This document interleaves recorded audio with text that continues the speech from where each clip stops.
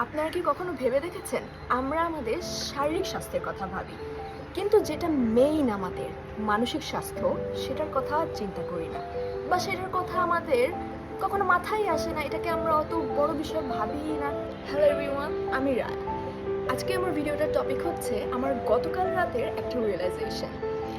তো গতকাল রাতে আমার একটু মন খারাপ থাকার কারণে আমি শুয়েছিলাম। আমি আশেপাশ থেকে জানি না কোথা থেকে একটা বেবির আওয়াজ পাচ্ছিলাম যে কেঁদে যাচ্ছিল। তার মা তাকে যতই থামানোর চেষ্টা করছিল, সে আরো দ্বিগুণ তিনগুণ জোরে কেঁদে যাচ্ছে।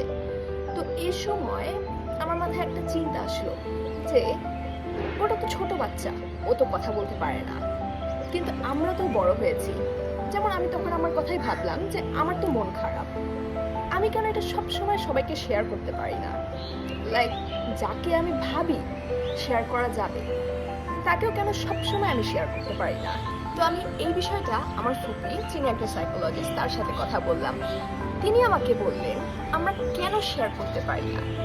কারণ আমরা ভাবি, আমাদের মনে কোন এক জায়গায় আমাদের খুঁত একটা ভাব হয় যে যাকে আমরা বলছি সে হয়তো আমাদেরকে জাজ করবে, বা সে আমাদেরকে হয়তো বুঝবে না। তো আমাদের এমন একজন মানুষকে বাছাই করে নেওয়া উচিত, যিনি আমাদেরকে আমরা কি করছি না সেসব বিষয়ে জাজ না করে আমাদেরকে বুঝবে এবং রাইট অ্যাডভাইসটা দিবে, নট ডিসিশন।